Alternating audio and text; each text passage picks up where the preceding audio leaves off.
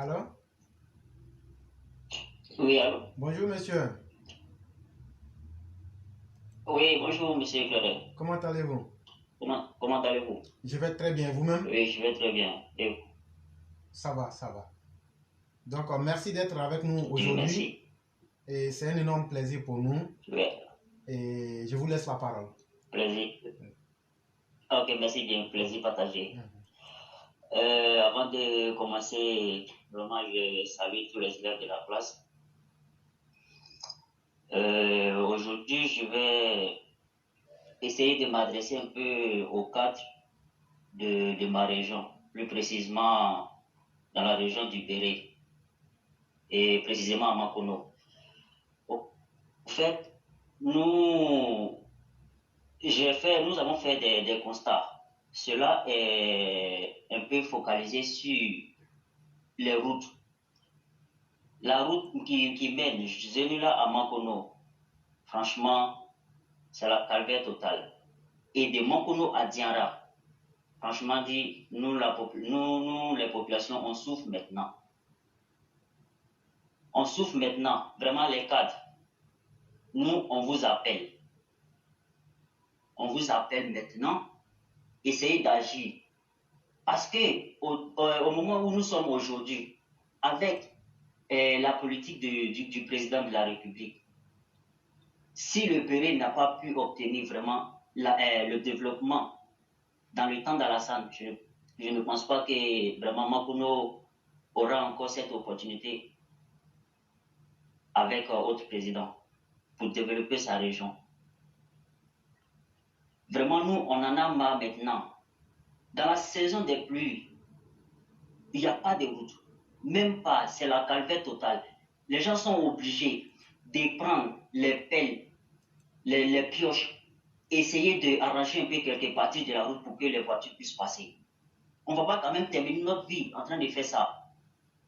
Parfois, quand je regarde le journal, j'attends passer et inauguration comment on appelle, de routes dans cette région, inauguration de l'eau potable, des châteaux d'eau dans telle région. Mais moi, j'ai dit, mais est-ce que mon n'est pas dans la Côte d'Ivoire ou quoi?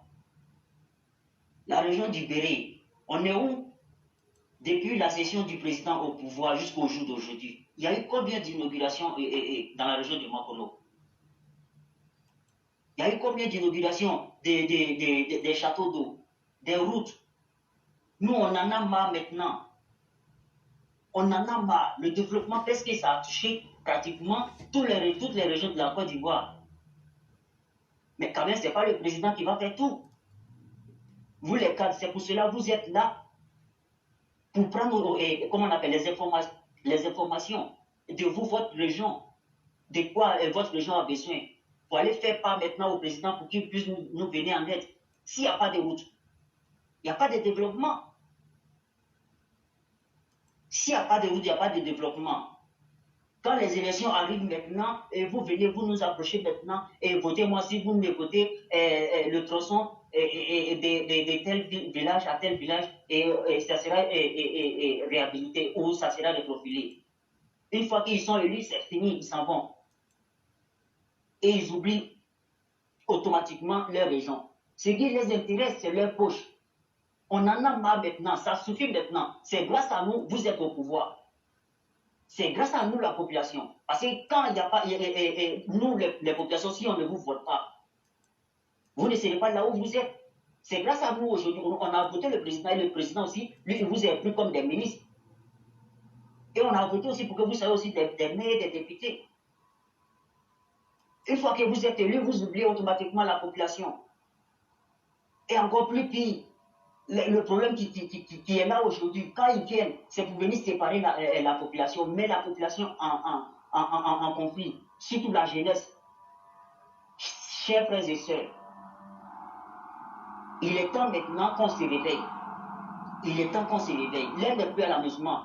Un politicien qui va venir, il va venir essayer de nous donner les 1000 francs, les 2000 pour qu'on oublie ce qu'on a envie de leur dire. On prend cet argent, on bouffe et puis on ne les vote pas.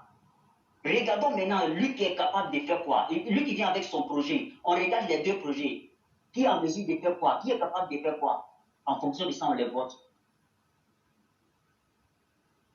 On ne vote plus maintenant parce que telle personne, j'ai un lien de famille avec lui, il faut que lui soit le maire ou bien le député. L'aide n'est plus à l'amusement. Au jour d'aujourd'hui, le lot de Mankono est plus large que le développement qui est à Mankono. On parle de Mankono, et il n'y a pas de développement à Mankono. Même pas. Autant il n'y avait pas de banque. Si ce n'est pas maintenant, tout récemment, qu'il y a eu une banque là-bas, tout récemment. Les professeurs, pour aller prendre les salaires, ils sont obligés de se déplacer pour aller à Boaké ou bien aller à Séléla. Pour aller là-bas, là, il peut les arriver plusieurs problèmes sur la route. Il peut y avoir des accidents de route. Il peut y avoir des braquages également sur la route. Mais si, comment on dit, chez eux même directement, qu'il y a banque là-bas, ils font les opérations là-bas directement et ils sont à côté de leur famille. Mais s'il n'y a pas de banque, pas de développement, la jeunesse est là, ils ont des projets. Ici, il n'y a personne pour financer ce projet. Où allons-nous? Au jour d'aujourd'hui, il n'y a pas de route pour quitter Mankono, Sarala, Diara. Pas de route. Tout est gâté, tout est gâté. Il y a des trous dans la voie partout. Après, ils viennent maintenant et avec les projets, on a déjà parlé, moi-même je suis, comment on appelle, le porte-parole du président. Si vous me votez, c'est un problème qui sera résolu. On le vote, c'est fini. Chère population, s'il vous plaît, réveillez-vous maintenant. Chers jeunes de la région du Béré, plus précisément à Mankono, l'aide n'est plus à l'amusement. Regardons maintenant les projets. Regardons maintenant les projets avant de voter les gens. Laissons les liens de famille. Ça ne règle rien. Est-ce qu'on va toujours rester seulement en train d'organiser les tournois de football? C'est ça qui va nous donner à manger. Une fois que ce tournoi-là est fini, c'est fini comme ça. Si ce n'est pas l'année prochaine, on ne veut pas ça. Nous, on veut le développement. On veut qu'il y ait des financements, des projets de la jeunesse pour que nous aussi, on puisse avancer aussi. On veut aussi le développement dans notre région. Est-ce que ça ne fait pas mal dans chaque région? On entend, il y a l'eau potable, inauguration de l'eau potable ici, inauguration de route de l'autre côté. Mais à Mankono, rien. Vraiment, je lance un appel au ministre Cissé Bakomo. Vraiment, pour l'initiative que vous avez déjà commencé, en tout cas, c'est déjà bon. Mais nous, on veut encore plus. Surtout les routes et le financement aussi des projets de la jeunesse. C'est ce que je voulais dire un peu ce soir concernant les cadres de la région du Béré. Et je vous dis merci d'abord d'être intervenu. Et vous avez fait une très brillante intervention pour une première fois. Et surtout le point que vous avez touché, venez parler de votre région là. Ne soyez pas complexés. Même si demain vous voulez le faire 10 fois, 100 fois, faites-le. C'est ce qu'on a toujours demandé aux uns aux autres. Venez parler de ce qui manque à votre région. Nous ne sommes pas payés pour ça. Moi-même, après l'émission, je m'en fais mon travail. Donc moi, je ne peux pas prendre mon temps pour venir parler des problèmes des gens. À la fin de la journée, ce n'est pas mon problème. Si tu sais que tes parents souffrent dans ta région, tu dois être capable de venir ici parler librement comme vous l'avez fait aujourd'hui. Et ça, je vous en remercie infiniment. Et je peux le dire, ce ne sont pas seulement les cadres. C'est vrai qu'ils sont à blâmer dans la majeure partie des cas. Mais n'oublions pas aussi la propre responsabilité de nos propres populations. Toi, comme un être humain que Dieu a créé, toi, tu t'attends que quelqu'un vienne te donner 1000 francs. Ça va te donner quel bénéfice dans ta vie? Cette personne-là, depuis les 5 années passées, elle t'a une fois donné 10 000. Elle t'a une fois appelé pour te dire, bon, il y a un problème. Voilà comment on peut faire. Voilà, moi, je suis là aujourd'hui devant vous pour représenter vos intérêts. Est-ce que vous avez besoin d'hôpital? Non, non, non. La personne vient comme ça un matin avec un demi-kilo de sucre et puis 1000 francs. Et non, il nous a donné sucre. Il nous a donné 1000 francs. Tu ne sais pas que c'est le salaire de ta propre mort que tu es en train de prendre comme ça. Moi, j'accuse aussi les populations. Si les cadres agissent ainsi, c'est parce que nous, les populations, souvent, on est irresponsables. Quand quelqu'un court pour aller derrière un cadre qui règle sa facture médicale, lui, il change de camp. C'est ça qui fait qu'il divise les gens. C'est le problème que les populations ont entre elles-mêmes là-bas que ces gens-là utilisent le diviser pour régner. Ça aussi, il faut dire ces vérités-là à nos populations. Quand elles vont parler d'un langage, il n'y a pas un cadre du Béret. Si les fils et les filles du Béret, comme de toutes les autres régions de la Côte d'Ivoire, se mettent ensemble, j'aime qu'on fasse du silence lorsque je parle, c'est important pour moi. Vous pouvez mettre ça sur muet, ça va beaucoup nous aider. Ok. Voilà, donc, comme je le disais pour pouvoir me résumer, si aujourd'hui, toutes les filles, et tous les fils du Béret se disent qu'on va s'unir véritablement, mettre nos problèmes personnels à côté, et puis faire asseoir, appeler les cadres qui sont partout, en Côte d'Ivoire, mais dans le monde, là. On leur fait appel, ceux qui sont à Abidjan, venez vous asseoir ici. Et puis on va dire, voilà ce que nous on veut aujourd'hui là.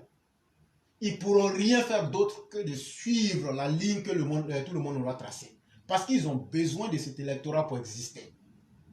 Mais c'est ce qu'on explique toujours au peuple. Les politiciens ne sont rien sans vous. Et une fois que vous faites d'eux ce qu'ils sont, n'ayez pas peur d'eux. C'est vous qui les avez créés. Et ne leur donnez pas plus de pouvoir. Parce qu'en réalité, c'est vous, les populations, qui avez le vrai pouvoir. Et c'est pourquoi le président Ouattara disait, si un politicien, fût-il RHDP, RDA ou quoi que ce soit, s'il ne fait pas ce que la population veut, ne le votez pas. Le président Ouattara l'a dit ici. Et c'est ce même langage-là que moi je tiens. Il faut que nous-mêmes soyons responsables vis-à-vis de nos destins et vis-à-vis de nous-mêmes, en montrant que nous ne sommes pas des tapis sur lesquels ces gens-là peuvent venir sur leurs pieds. C'est cette éducation et cette culture-là que nous souhaiterions donner aux uns aux autres pour essayer de se responsabiliser afin d'obliger ces personnes-là. Parce qu'on n'oblige jamais quelqu'un à changer avec les paroles simplement. Il faut une mesure de pression ou des mesures de pression. Mais on va beau parler. Les enfants et les filles, les fils du Béret vont beau parler. Si vous n'avez pas de moyens de pression, les filles et les fils du Dengue vont parler pendant 1000 ans, ou même toutes les régions concernées. Si vous-même, vous ne prenez pas les moyens que vous avez pour mettre la pression sur ces gens-là, ils ne vont jamais changer. Et c'est ce que j'allais dire. Et puis, vous dire vraiment merci beaucoup et vous souhaiter une excellente soirée. Vraiment, merci beaucoup, cher Guy. Merci beaucoup. Bonne soirée à vous et je suis à l'écoute. Merci beaucoup et vous passez une excellente soirée. Merci à vous, pareillement. Ok, merci beaucoup. Merci. Maintenant, je reviens sur l'intervenant d'hier qui a fait une intervention vraiment très émouvante relativement à la situation qui prévaut dans la région du Béret, précisément Mankono. Et moi, je lui dis encore beaucoup de courage, qu'il persévère et qu'il continue. Ce n'est jamais facile, en tout cas un combat, mais moi je peux lui dire que je suis plus ou moins informé des difficultés que pour en tout cas cette région en termes d'infrastructure. Même quand on remonte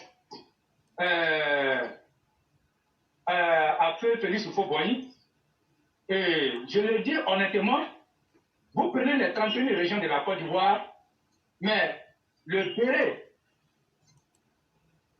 fait partie des régions qui sont les plus en retard dans le développement. Même sous le président Alassane Ouattara.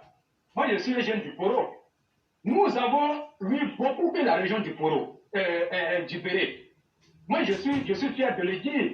Mais en même temps, je ne suis pas content de la situation que vit le Béret. Moi, je prends cet exemple-là pour dire que, en réalité, le Béret est laissé pour compte. Le Béret est laissé pour compte dans le développement.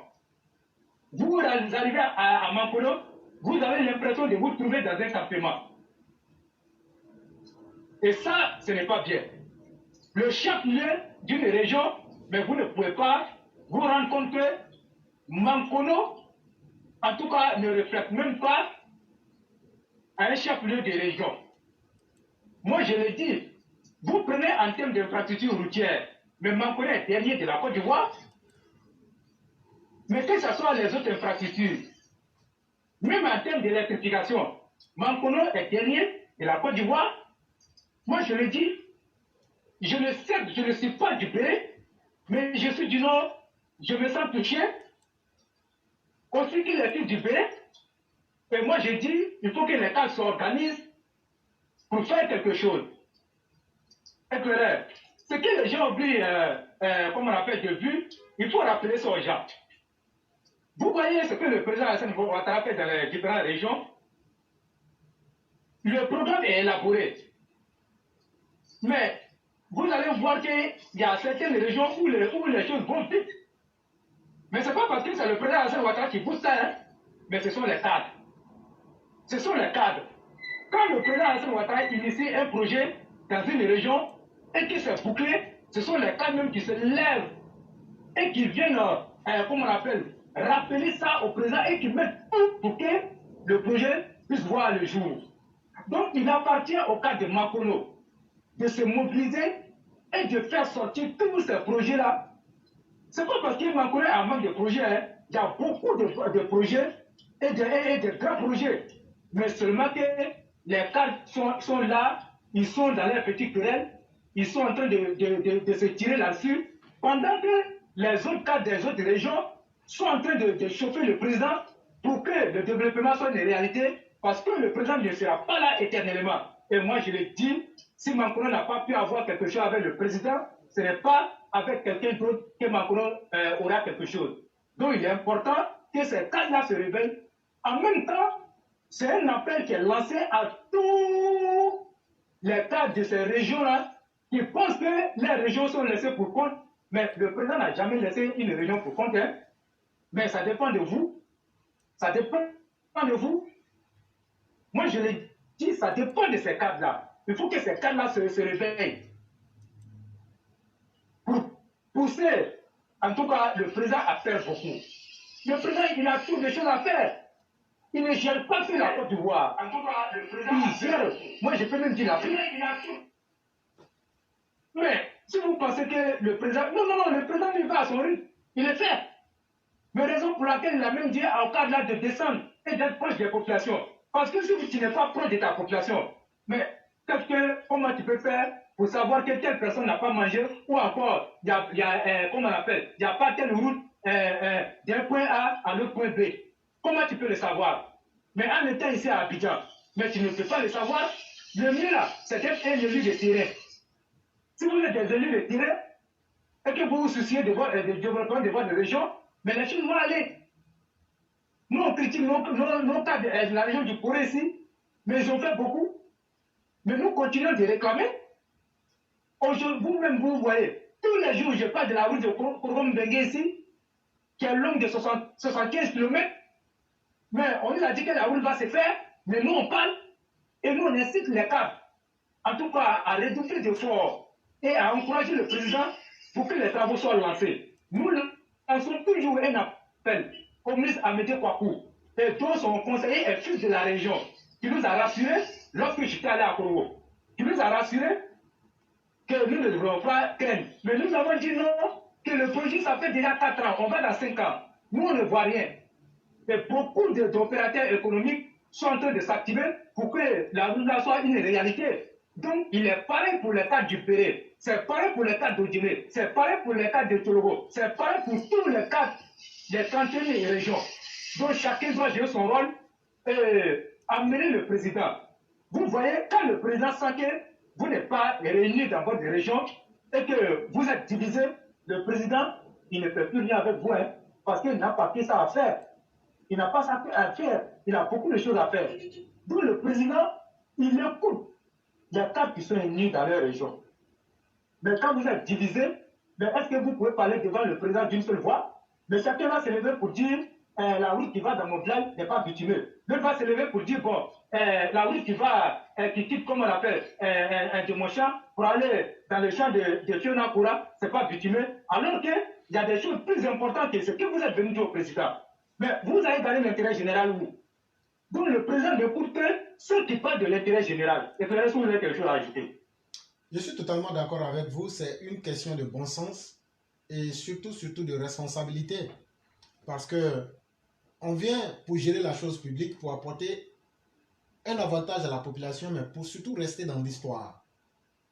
Et une fois qu'on n'arrive pas à poser des actes concrets, on doit soi-même se poser la question de savoir pourquoi on a été là. On aurait été juste là pour perdre du temps. Mais on le sait, sous les tropiques, les gens viennent à la politique d'abord pour s'enrichir et puis faire la promotion individuelle. Mais avec Alassane Ouattara, ça ne passera pas. Alassane Ouattara ne peut pas aller chercher l'argent.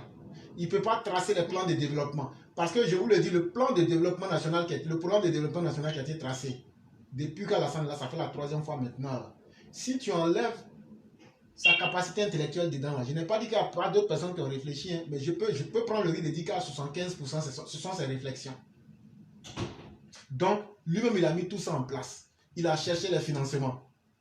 Et il a créé les environnements pour faire ce qu'il doit faire. Si encore c'est lui qui doit s'assurer que les choses évoluent. C'est vrai qu'il y a des équipes techniques qui sont là. Mais si moi on me dit qu'il y a une route qui doit être faite chez moi, par exemple, cher frère, je prendrai le soin d'aller voir et de m'impliquer moi-même dedans pour savoir comment est le pourquoi des choses. Et c'est ce qu'on demande au cadre. Il y a des projets qui sont là souvent de développement communautaire ou bien même pour les populations. Mais on vous demande d'impliquer votre caution personnelle là-dedans pour faire avancer les choses, pour nous faire sortir des infrastructures de qualité et en temps pour qu'elles soient, ces infrastructures-là, utiles aux populations. C'est de cela qu'il est question. Et donc, il faut éviter ces mauvaises habitudes, comme disait Walter Otto, comme à son habitude, la députée Traoré a manqué de sagesse. C'est dommage que sous les tropiques, la politique se fasse encore sur des bases ethniques. Sinon, les électeurs de la Bagoué devraient bannir la dame Traoré. Il faut plutôt aller vers le travail. Il faut plutôt inspirer la confiance en nos populations. Je crois que c'est le rôle premier des hommes publics et des dirigeants.